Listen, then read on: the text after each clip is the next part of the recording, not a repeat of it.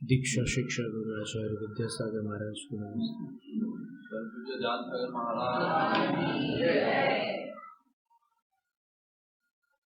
तो एक छोटी सी प्राकृत में नव देवता भक्ति थी।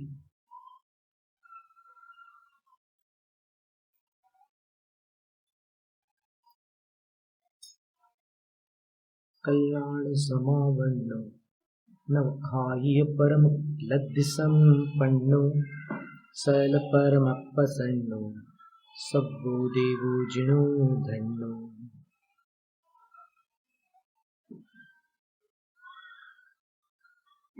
जो 5 कल्याणकों को प्राप्त हुए थे, जिन्होंने 9 क्षायिक उत्कृष्ट केवल लब्धियों को भी प्राप्त किया, जो सकल परमात्मा इस संज्ञा के धारी है, जो सर्व कल्याणकारी है, जो आराध्य है, ऐसे जिनेंद्र भगवान अरहंत देव धन्य है, उनको नमोस्तु। उक्किट्ठ गुणठो सुदिट्ठ परमट्ठ निठिडठोय नठट्ठ दुट्ठ कट्ठो सिद्धो शुद्धो सयाजयो शुद्धो सिद्धो सयाजयो। तो जो उत्कृष्ट 8 गुणों में अवस्थित है, विराजमान है, जिन्होंने भली भांति परमार्थ को देखा और जो निश्चितार्थ हो गए, अपने परम पद में विराजमान हो गए, जो 8 दुष्ट कष्टों को नष्ट कर चुके हैं, जो शुद्ध है, वे सिद्ध सदा जयवंत है। सम्मत्तनाण गरीसण वीर्य सुहुमंच अव्वाहंच अवगहण मगुर लहुगम हवंत सिद्धाण मठ गुणा। सम्यक ज्ञान, दर्शन, वीर्य, सूक्ष्म, अव्याबाद, अवगाहन और अगुण लहु, ये सिद्धों के 8 गुण होते हैं।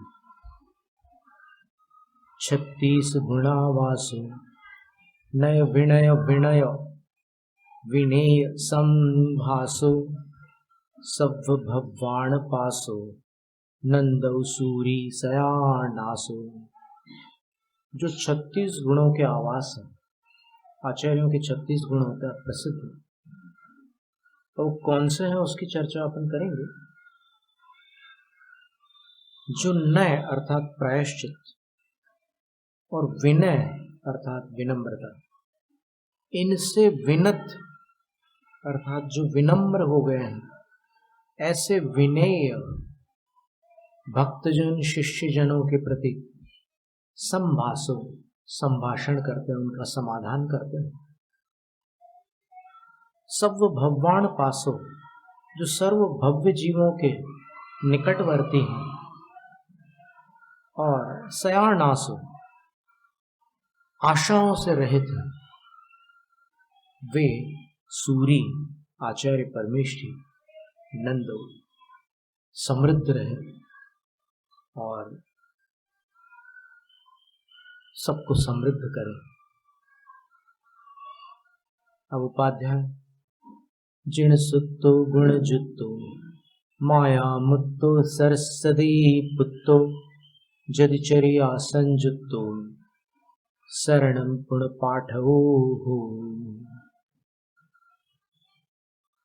जो जिन सूत्रों से संपन्न है, अर्थात आगम के जानकार है, गुण जुत्तो, जो उपाध्याय के गुणों से युक्त है, माया मुक्तो, जो मायाचारी से मुक्त है, सरस्वती पुत्रो, और जो सरस्वती के पुत्र है, उपाध्याय परमेश्वर, जदिचर्या संयुक्त, यतिचर्या से संयुक्त है, वे पाठक शरणम पुनः, हमारे रक्षक हो, अर्थात हमें संसार भ्रमण से बचा ले, हमें 4 गतियों से सुरक्षित कर ले, हमें संसार से दुख पार लगा देना, संसार के दुखों से हमारी रक्षा करें। अब साधु परमेष्ठी, संजम तब गुण सारो, यम नियम क्षण झाणवारो, परमानंद विहारो, साहु सुखो भव हारो। संयम और तप रूपी गुण ही जिनका सार है। साधुओं का सार क्या है? तप, संयम, मूल गुण, उत्तर गुण। मूल गुण कितने होते हैं? 28 होते हैं। उत्तर गुण कितने होते हैं? वैसे 84 लाख होता है, पर संक्षेप से देखें तो 34 होते हैं। 34 उत्तर गुण कौन से हैं? फलटन से प्रकाशित मूलाचार की टिप्पणी में एक गाथा है, उसमें 34 उत्तर गुण दिए। वे उत्तर गुण हैं 22 परिशय और 12 तप।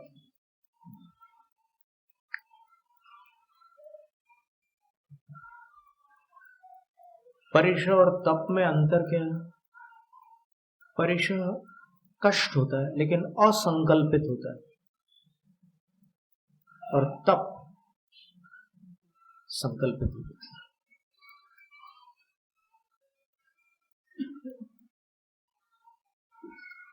जो यम, नियम, अध्ययन, ध्यान में प्रवृत्त है, यम का अर्थ महाव्रत होता है, और नियम का अर्थ जो क्रियाएं कुछ काल तक की जाती, 24 घंटे नहीं चलती, जैसे स्वाध्याय आदि, उसको नियम कहा। अध्ययन में चारों अनुयोगों का अध्ययन आ जाएगा।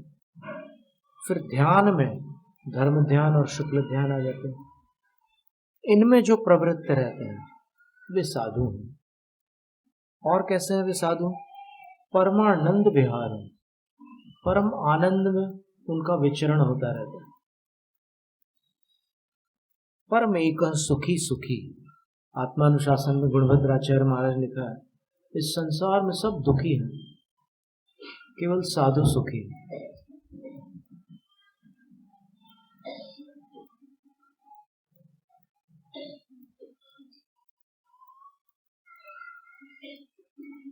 क्यों? क्योंकि उन्होंने आशाओं को जीत लिया। जो आशाओं के दास हैं वो दुखी हैं, जो आशाओं के विजेता हैं वो सुखी हैं।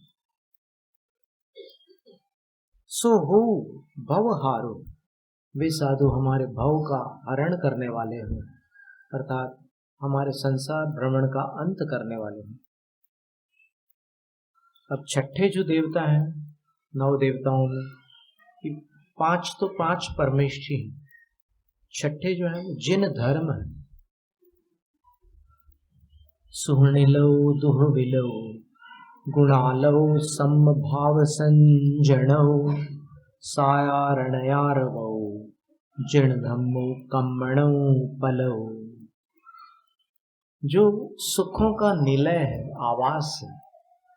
धर्म में सुखों का निवास होता है, अधर्म में दुख निवास करता है।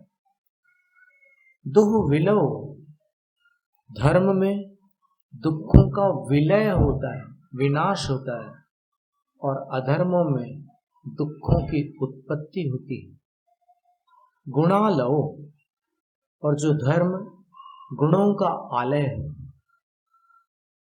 जहां धर्म होगा वहां गुण होंगे, तो जहां अधर्म होगा वहां दोष।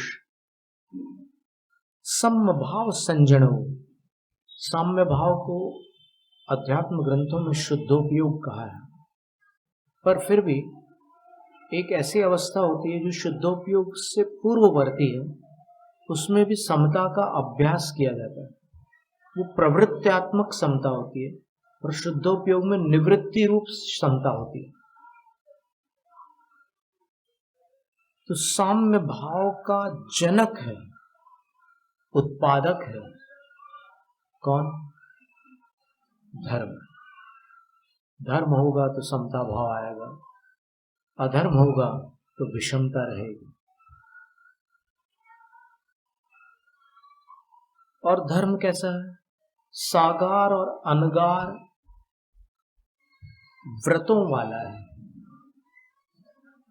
सागार धर्म और अनगार धर्म, ये दो शब्द शास्त्रीय शब्द हैं और सरल भाषा में कहते हैं सागायन श्रावक श्रावक और अनगारयन साधु।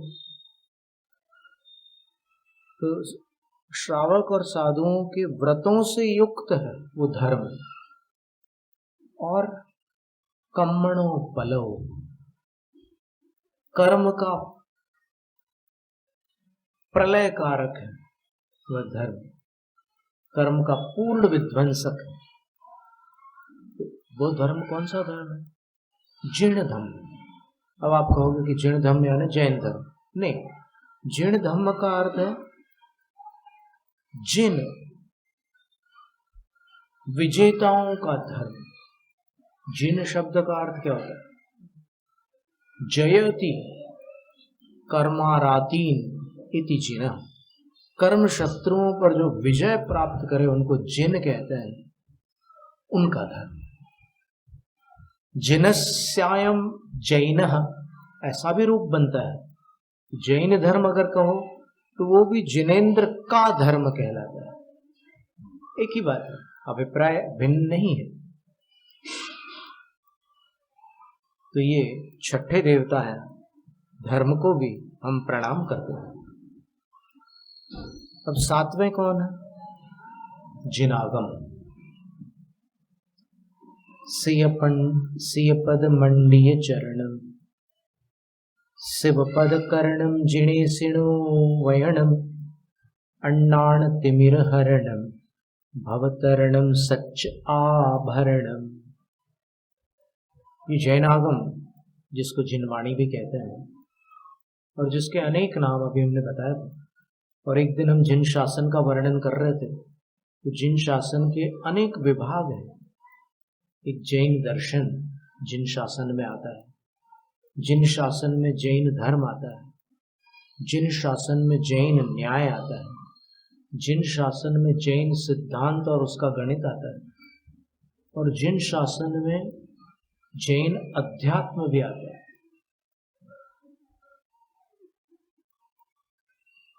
तो जैन दर्शन क्या है? दर्शन का अर्थ होता है मत। मत का अर्थ होता है मान्यता। तो जैन दर्शन का अर्थ है जैन मान्यता। जैन धर्म का अर्थ क्या है? दर्शन का अर्थ विचार भी है। जैन विचार को जैन दर्शन कहते हैं और जैन आचार को जैन धर्म कहते हैं।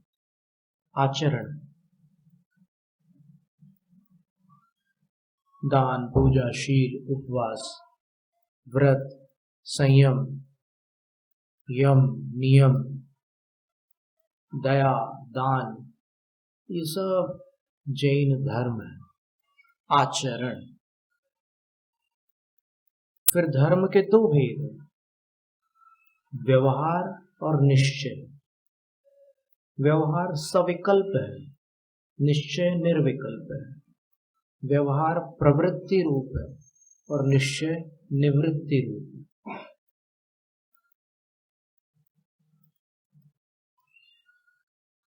फिर जैन न्याय क्या है?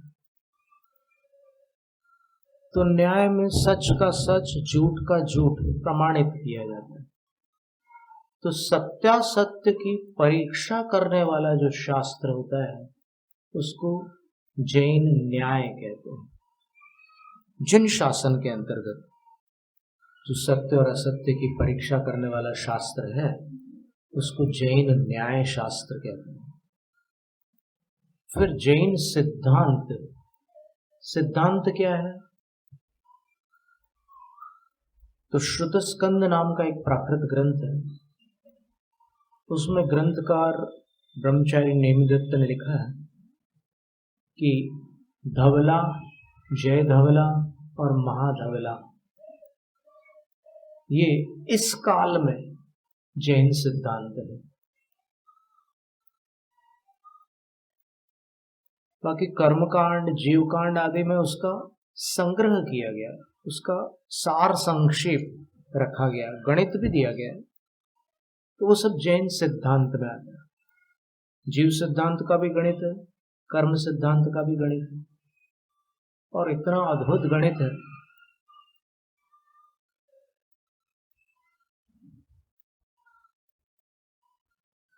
कि इस गणित में जब कोई डूबता है तो वो उसमें लीन हो जाता है, विपाक विचय धर्म ध्यान में चला जाता है, और एक सम्यक दर्शन का भी गणित है, एक कर्मों के उदय, उपशम, क्षय, क्षय उपशम आदि का भी गणित है।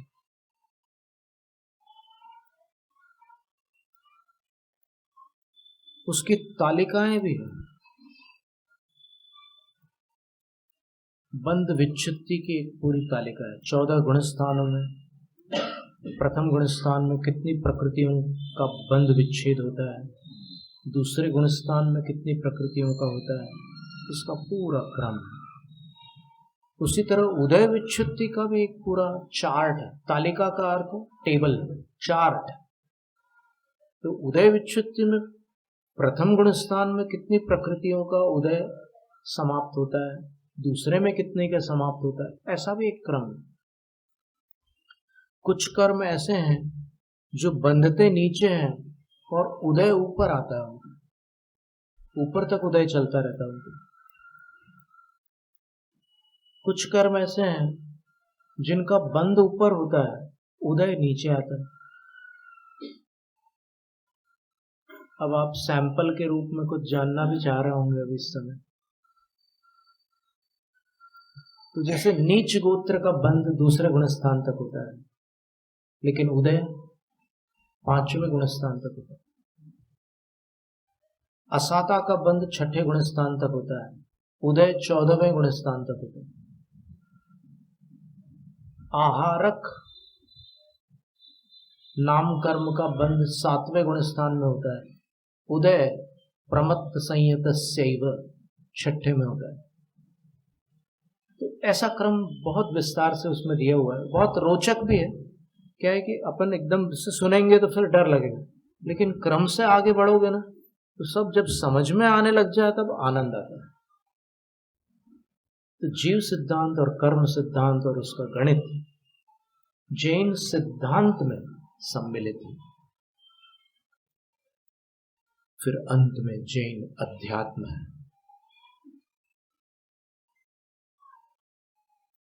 जैन सिद्धांत की 20 प्ररूपणाओं को अध्यात्म व्यवहार नय का विषय बताता है, और उस व्यवहार से परे जो उसमें ही अनुस्यूत है, जैसे माला होती है तो अपन दाने घुमाते रहते हैं, माला फेरते हैं,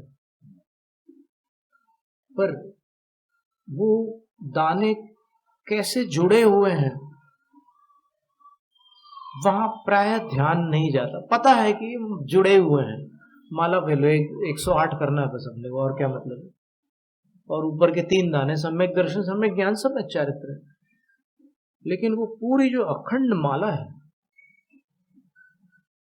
उसमें वो जो दाने हैं वो पर्याय स्थानीय है, और अंदर जो धागा है वो गुण स्थानीय है, और गुण पर्यायवत द्रव्यम संपूर्ण माला द्रव्य है। इसी प्रकार द्रव्यार्थिक नय से देखो, पर्यायार्थिक वाला बंद कर दो। 2 आंख है, जिनवाणी की संतान कभी कानी नहीं होती, अंधे तो होने का सवाल ही नहीं। तो ये बंद कर दिया आपने, द्रव्यार्थिक नय वाली आंख बंद कर दी। ये वर्णन समय सार की टीका में अमृत चंद्राचार्य ने किया है। ये आंख बंद कर दी, अब पर्यायार्थिक नय की आंख से आप देख रहे हैं, आगम का सहारा लेकर देख रहे हैं, अपनी आंख से नहीं दिखेगी। तो देख रहे हैं तो क्या दिख रहा है? निगोद से लेकर नर नारक आदि पर्याय दिख रही और अंत में सिद्ध पर्याय दिख रही भव्य जीव की। आगम चक्षु से ही देख रहे हैं ना, तो अभी पर्यायार्थिक नय रूपी आगम चक्षु से देख रहे हैं। अब आचार्य कहते हैं कि ठीक है, अब उसको बंद कर ले, इसको खोल। बंद किया, खोला।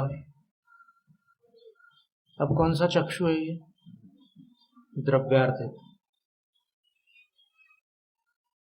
एक भी पर्याय नहीं दिख रही, पूरा त्रैकालिक एक अखंड सत्ता वाला वो चेतन द्रव्य मात्र दिख रहा है और कुछ नहीं। असंख्यात प्रदेशी वो जीव उस द्रव्यार्थिक नय से दिख रहा है। अब आचार्य कहते हैं कि विचार कर तूने क्या क्या देखा। दोनों आंखें मां की दी हुई थी, दोनों बंद करेगा, न द्रव्य दिखेगा न पर्याय दिखेगी। अब तुझे दोनों आंखें खोलकर देखना, तब तू ज्ञानी बनेगा। एक आंख वाला ज्ञानी नहीं होता, और जिनवाणी का पुत्र एक आंख वाला नहीं होता। दोनों आंखें खोलकर देख। तदा किम पश्यति, क्या देखता है वो? अद्भुत, अलौकिक, अनंत पर्याय जिसमें से निकल रही थी वो द्रव्य और वो पर्याय सब साथ में दिख रहे हैं। द्रव्य पर्याय से अलग नहीं है, पर्याय द्रव्य से अलग नहीं है। पंचास्तिकाय में गाथा भी आती है, पज्जय विजयम दव्वम दव्य विजुत्तम न पज्जया अर्थ। पर्याय से वियुक्त द्रव्य, द्रव्य से वियुक्त पर्याय हो ही नहीं सकते। तब कभी अनुभूति की चर्चा निकलेगी तब हम आपको बताएंगे कि ये अनुभूति क्या वस्तु है। प्रसिद्धि ऐसी है कि आत्मानुभव के बिना सब व्यर्थ है, पर आत्मानुभव क्या है इसकी सिद्धि दुष्कर है। सिद्धि है ना, सिद्धि के दो अर्थ होते हैं। एक तो ज्ञान की अपेक्षा से किसी वस्तु को प्रमाणित करना सिद्धि कहलाती है, और दूसरा किसी वस्तु को हासिल कर लेना, किसी वस्तु की पूर्ण उपलब्धि को भी सिद्धि कहते हैं। जैसे सिद्धों को आत्मा की सिद्धि हो गई, क्या अर्थ हुआ वहां पर आत्मा की सिद्धि? पूर्ण उपलब्धि।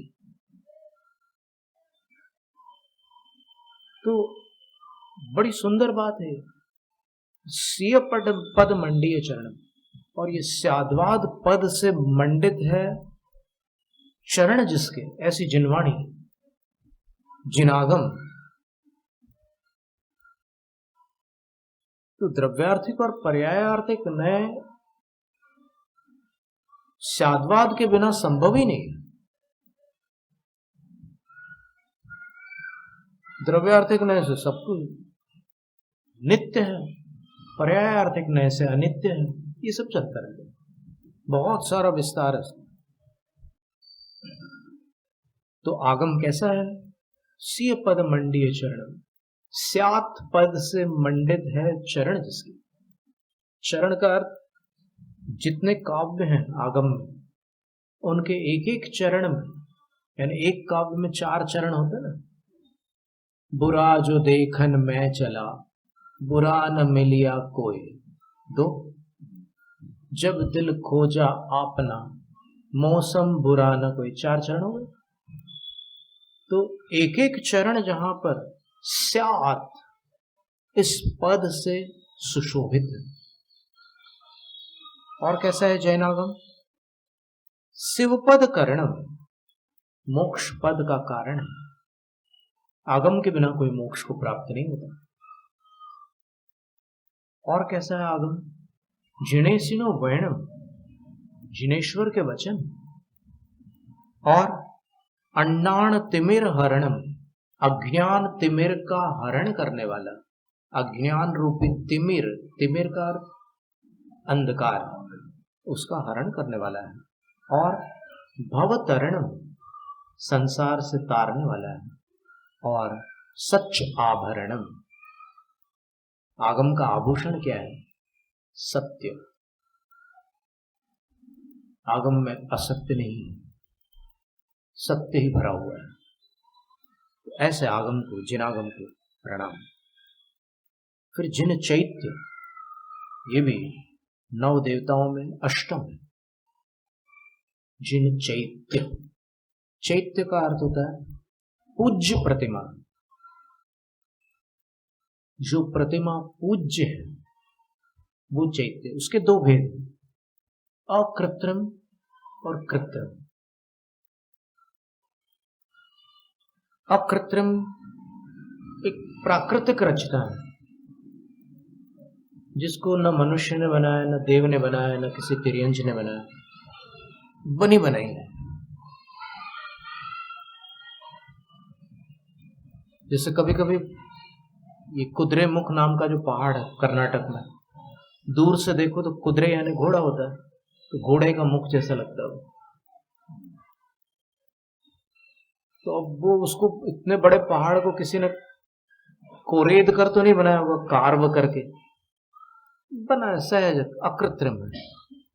इसी तरह कई अकृत्रिम चैत्यालय है और चैत्य भी है, बड़े अद्भुत है वो। उनका वर्णन त्रिलोक सार में इतना सुंदर ढंग से दिया हुआ है कि पढ़ते हैं तो आनंद आ जाता है। अपन उसमें खो जाते हैं, उस कल्पना में चले जाते हैं कि उनके बाल विनील कुंतल। अकृत्रिम चैत्यालय में प्रतिमाओं के जो केश हैं वो इंद्रनील मणि के। पवाल अधरम, ये होठ जो है मूंगे के बने हुए हैं, और होठ के बीच बाल मात्र का अंतराल है। होठ ऐसे चिपके हुए नहीं है भगवान के, और उस अंतराल से अंदर वज्र दंता, डायमंड के दांत है। और आंखें भी कैसी, सबका वर्णन दिया हुआ है उसमें। तो ऐसे अकृत्रिम चैत्यालय अपन ने अभी कभी पिछले जन्म में देखे हों तो अभी इस जन्म में स्मृति में नहीं है, अभी सब भूल चुके हैं। अभी तो अपन 1 आध महीने की बात भी कभी कभी भूल जाते हैं, पर फिर भी अभी जो उपलब्ध है वो भी भाग्य की बात। काल बड़ा विकट है, इस काल में क्या से क्या हो जाता है। जिन शासन के ऊपर कितने सारे संकट आ चुके हैं, अच्छाइयों के विरोधी अधिक मात्रा में है।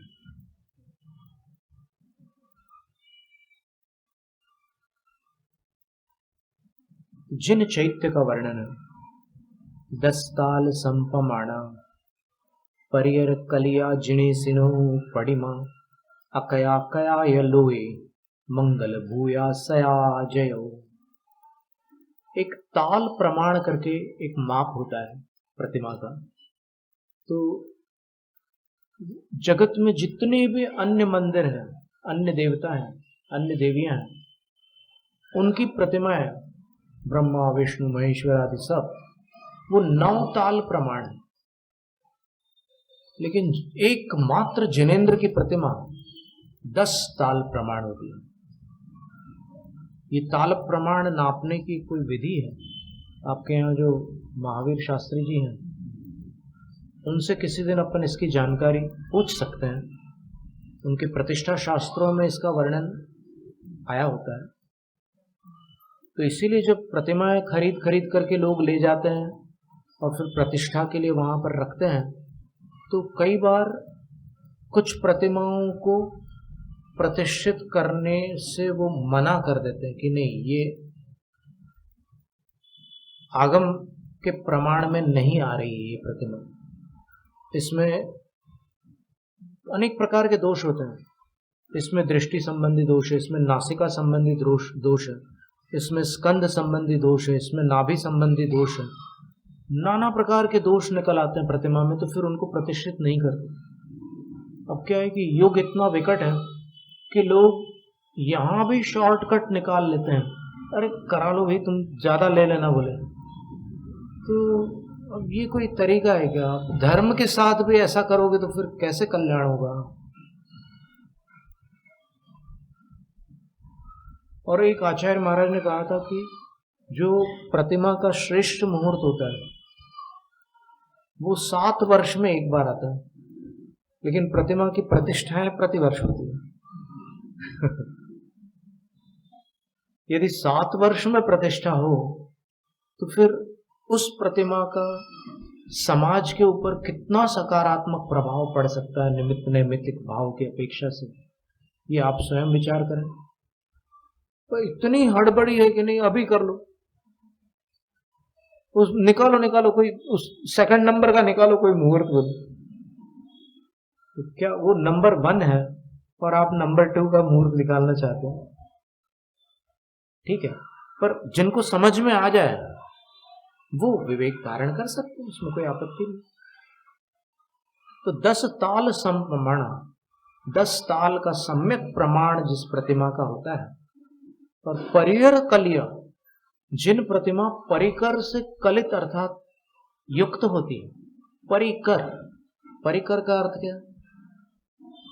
शास्त्रों में प्रतिमा के साथ क्या क्या होना चाहिए, तिलोय पंडिती में, त्रिलोक सार आदि में जो वर्णन है वो सब साथ में होना ही चाहिए। अभी क्या हो गया, कुछ समय से अकेली प्रतिमा बनाते हैं और फिर ऐसे वेदी पर विराजमान कर देते हैं। तो जब आचार्य विद्यासागर महर्षि, एक सबसे पुराने ब्रह्मचारी थे संघ में, जो आज छिंदवाड़ा में गृहस्थ है, विद्वान पंडित है, तो उन्होंने हमें बताया कि जब आचार्य श्री 1974 में राजस्थान से एमपी आए, लगभग 70 का दशक था, 74 के आसपास का समय था, 1974 के आसपास का समय था, और मध्य प्रदेश में आकर के उनको ऐसी प्रतिमाएं देखने मिली। राजस्थान में पूरी परिकर सहित प्रतिमाएं थी। अब तो समय बहुत बदल चुका है। तो जब उन्होंने पहली बार ऐसी प्रतिमाएं देखी तब उन्होंने उनके मुख से ये शब्द निकला कि मूलाचार में ऐसी प्रतिमा तो सिद्ध भगवान की होती है, बिना प्रातिहार्य के, बिना वैभव के जो प्रतिमा होती है वो तो सिद्ध प्रतिमा होती है। और अरहंत प्रतिमा, अरहंत कभी वैभव रहित हो ही नहीं सकते। अरहंत सदैव वैभव संपन्न नहीं होते, प्रातिहार्य होंगे उनके। तो अब प्रातिहार्य में दिव्य ध्वनि जो है वो तो आंखों का विषय नहीं है, कानों का विषय है। फिर भी एक प्रतीक चिन्ह के रूप में जिनकी ध्वनि है ओंकार रूप, एक ओम की आकृति बनाई जाती है। जैन ओंकार भी है, एक सनातन धर्मावलंबियों का, एक हिंदू धर्म का ओंकार भी होता है। दोनों के बड़े सुंदर अभिप्राय होते हैं। पंडित नाथूलाल शास्त्री जी ने लिखा है कि ये जो ओम में 3 बना होता है वो रत्नत्रय है, और उसके बाद जो एक रेखा होती है वो अभेद रत्नत्रय, और उसके बाद जो शून्य बनता है वो शून्य, विकल्प शून्य, निर्विकल्प अवस्था। और उसके बाद जो चंद्राकार होता है वो सिद्ध शिला है, और ऊपर जो बिंदु है वो सिद्धालय है। ओम के बहुत सारे अर्थ हैं, कभी देखेंगे अपन इस चौमासे में, आप कभी वो प्रसंग निकलेगा तो अपन देख लेंगे। तो वो प्रतिमा कृत्रिम अकृत्रिम दोनों प्रकार की होती है। वे इस लोक में मंगलभूत है। मंगलभूत क्यों है? क्योंकि इन प्रतिमाओं के निकट अगर कोई, सुदर्शन चरित्र में आता है कि किसी पूर्व भाव में सुदर्शन जी का जीव कुत्ते के पर्याय में था, और वो जैन मंदिर के पास उसकी मृत्यु हुई, तो मंदिर के पास मरण होने के कारण उसके परिणाम कुछ शांत हुए और उसको सद्गति प्राप्त हुई। वो ग्वाले का पुत्र बन गया। तो मंगलकारी है चैत्य और चैत्यालय। सया जयु, तो जिन प्रतिमाएं सदा जयवंत हो। और अंतिम गाथा है, तुंग से हर पहाड़ा आगम सम्मद ध्वजादि परिमाणा सुदाना दुहाना जिणालया परम कल्याणा। ऊंचे शिखर जिस जिनालय में प्रधान होते हैं, दूर से ही दिख जाते हैं शिखर, और शिखर को प्रणाम करने वाला भी लाभान्वित होता है।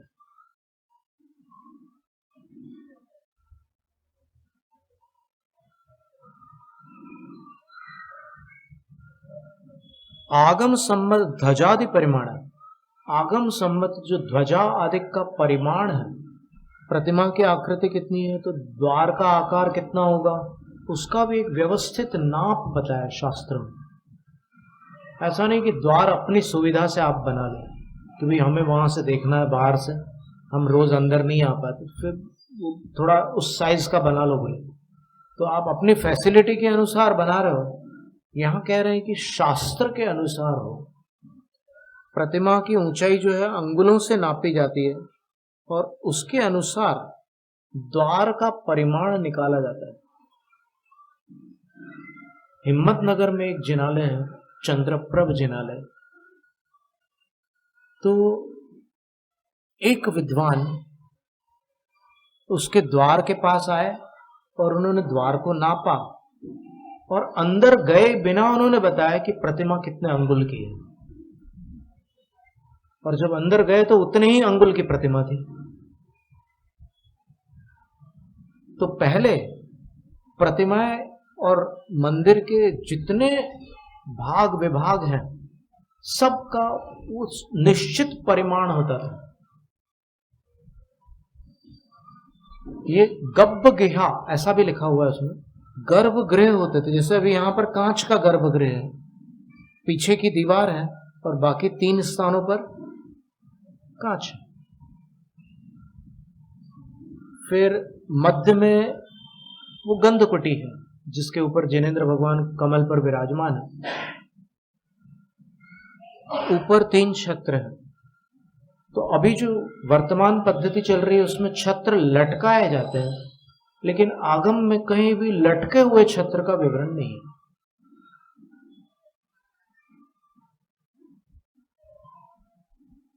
एक चित्र दिखाते हैं आपको, दक्षिण भारत का चित्र है।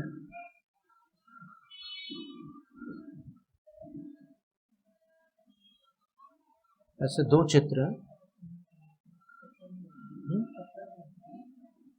छत्र देखो, जो पाषाण घटित परिकर वाली जो प्रतिमा है उसमें तो बाहर से कुछ करना ही नहीं होता, उसी में अंदर वो आकृति बनी हुई होती है।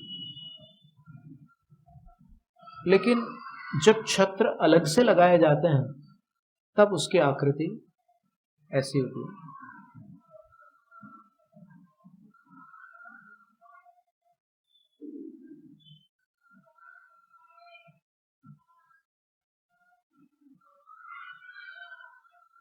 ये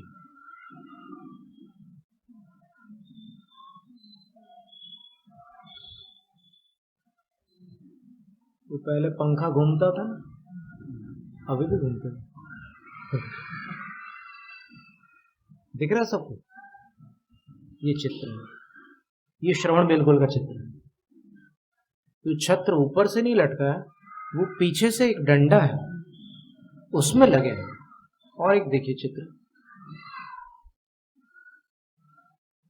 इसमें दोनों प्रकार के छत्र मिलेंगे आपको। एक तो पाषाण प्रतिमा में छत्र लगे हुए हैं, और जो बाहर से लगा हुआ है वो भी डंडे में लगा हुआ है।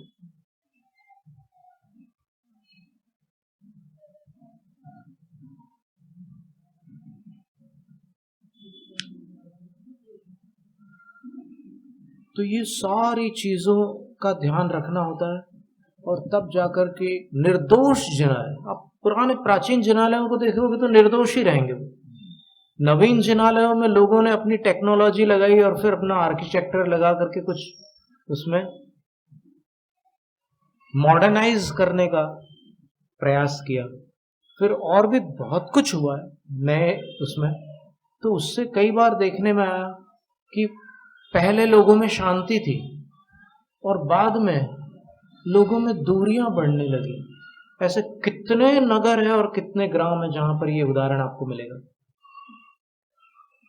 आप अभी सर्वेक्षण करेंगे तो आपको कई ऐसे स्थान मिल जाएंगे जहां पर आप वहीं के लोग बताएंगे कि पहले सब अच्छा था और अब सब अलग अलग हो गए हैं। ये अलग ग्रुप वाले हो गए, वो अलग ग्रुप वाले हो गए, ये अलग ग्रुप वाले हो गए, ग्रुपिंग हो गई। और ग्रुपिंग कराने वाले भी संयोग जुड़ गए वहां पे। उस प्रकार के लोग आ गए जिन्होंने आपको बांट दिया।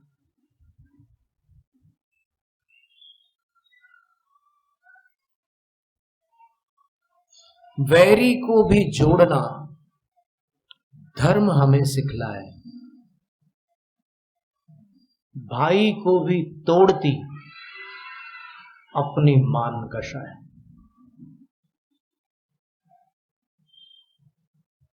तो ये 9 देवताओं का एक छोटा सा स्तवन था।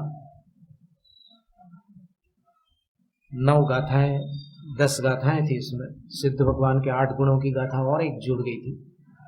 तो वैसे तो प्रत्येक परमेश्वरी और प्रत्येक देवता के जितने भी गुण हैं उनका जब अपन विस्तार पढ़ेंगे और समझेंगे तो फिर ऐसा लगेगा कि अब जीवन में पहली बार अमृत पी रहे हैं। अमृत क्या होता है? वो देवलोगों वाला अमृत तो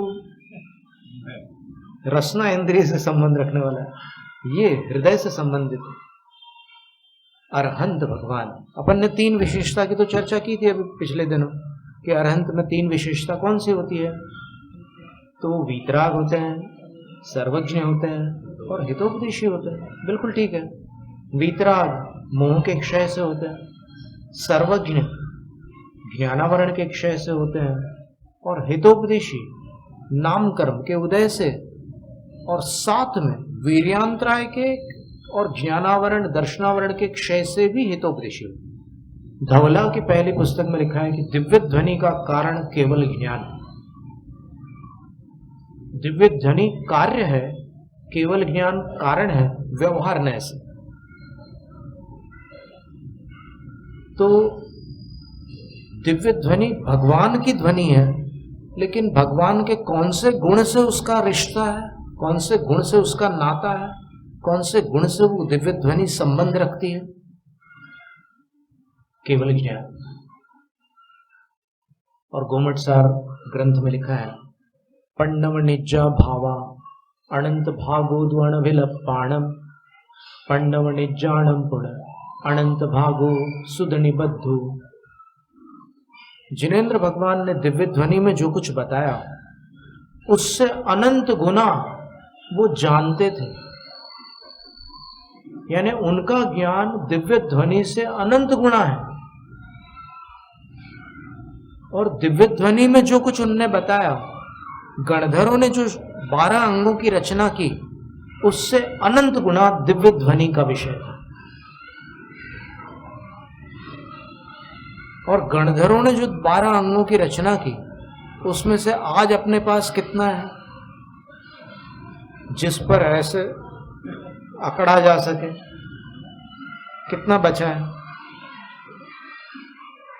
तो जिनके पास अधिक होता है वो ऐसे होते हैं, जिनके पास थोड़ा होता है वो ऐसे होते हैं। जब तक अकड़ नहीं जाती, आत्मा पकड़ में नहीं आती। जैनम जयतु शास्त्र। शास्त्र पठन में मेरे द्वारा यदि जो कहीं कहीं प्रमाद से कुछ अर्थ वाक्य पद मात्रा छूट गई, सरस्वती मेरी उस त्रुटि को कृपया क्षमा करें और मुझे कैवल्य धाम में मां विलंब धरे। वंचित फलदात्री चिंतामणि सदृश मात तेरा, वंदन करने वाले मुझको मिले पता मेरा। बोधि समाधि विशुद्ध भावना आत्म सिद्धि मुझको मिले और मैं पा जाऊं मोक्ष महासुख